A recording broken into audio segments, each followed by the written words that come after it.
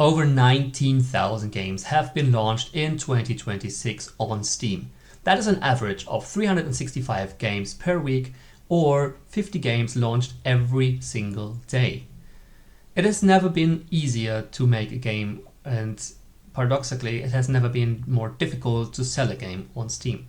I know you've probably come here with a dream, and I already apologize because in this video I will be very blunt. I will not go over these shiny benefits like working from home, be your own boss and make a lot of money with your indie games, but I will dig deeper, help you understand that if you really want to get into this industry of making games, what are the things that lie beneath the shiny surface, and prepare you mentally for what you are setting up to.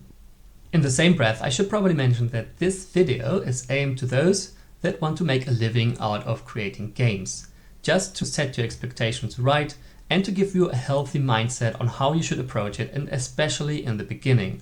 So let's jump into it with the first point already on the table.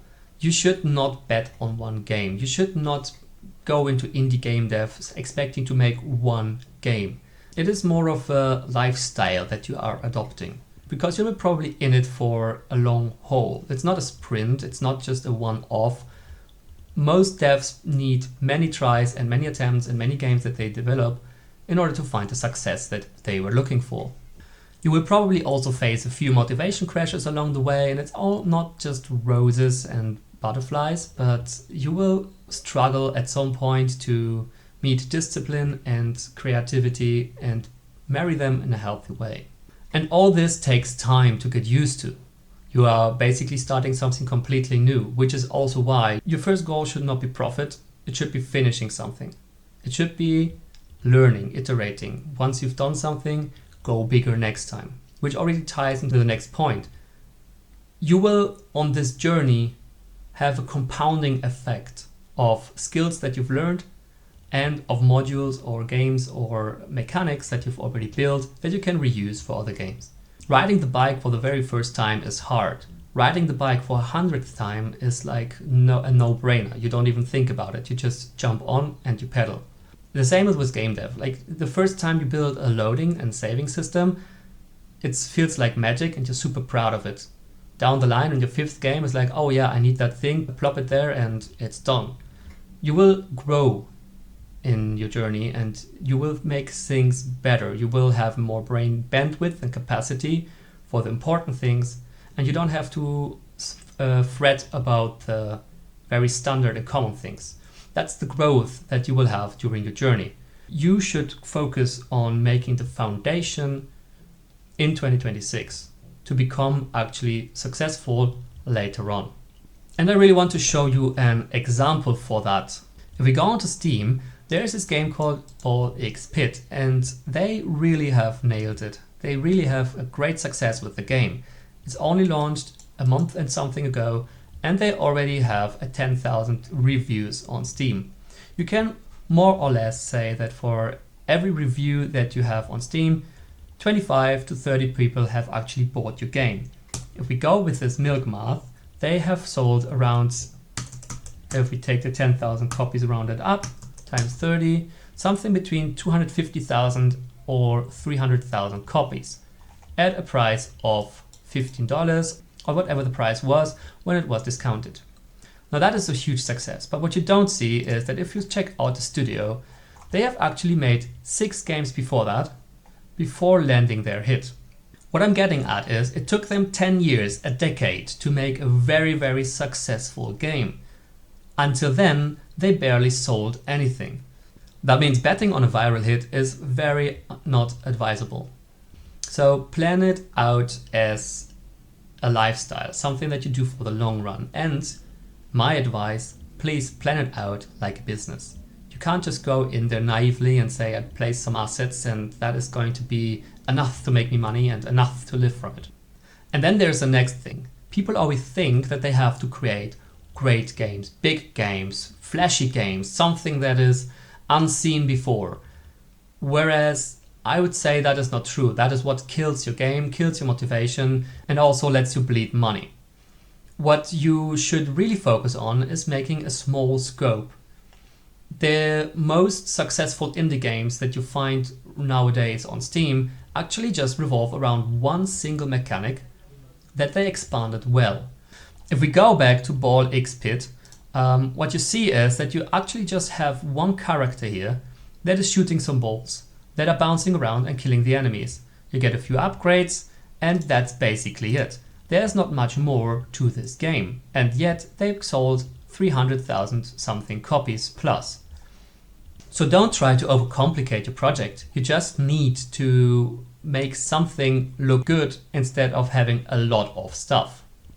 Now let's move on to 3 pieces of advice that I can give you for closure in order to stay in this for a long haul and in a healthy way. I had to learn to debug myself. I was chasing the money more than I was chasing the craft. So I tended to waste so much time in always thinking up the next hit game instead of just trying to make something and learn in the process. That is just my problem that I had, but there are many other misconceptions. So being able to sit back, to reflect, to see where you stand, to see what your financials are, and to see where on the growth curve of an indie game dev you are standing, and to acknowledge that there is still a lot to learn, and to identify what are these things that bring you to the next level, is, in my opinion, the best thing that you can do. Always find yourself in a position to clearly see what are the next best steps to take and not go running before you can even walk. Now, we can't speak about becoming a game dev without speaking about the stereotype of wearing all the hats. Yes, I don't like that, but it is true that you have to do a lot of things simultaneously. You're the programmer, artist, marketer, etc. We know that. My point to you is, don't try to be perfect or don't expect to be perfect in all of them.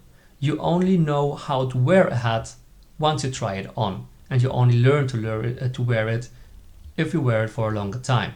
You don't have to be perfect at the beginning. Give yourself time. Don't neglect the skill. Try it out bit by bit, grow with it, but don't expect to be perfect. That also plays into the very first point that we spoke of today.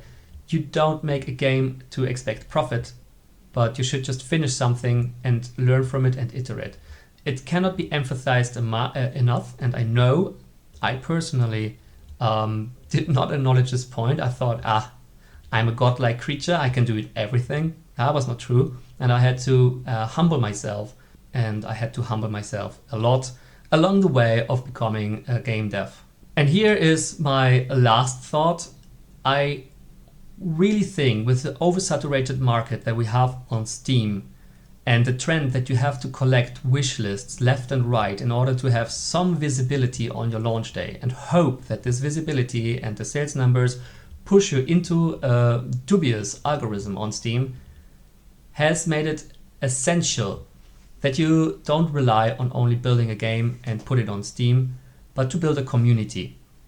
It is not only helpful for your game launch, it is not only helpful for your support throughout the journey, but it will also help you to gain more insight into what people actually like and desire, what people actually value, and what they don't.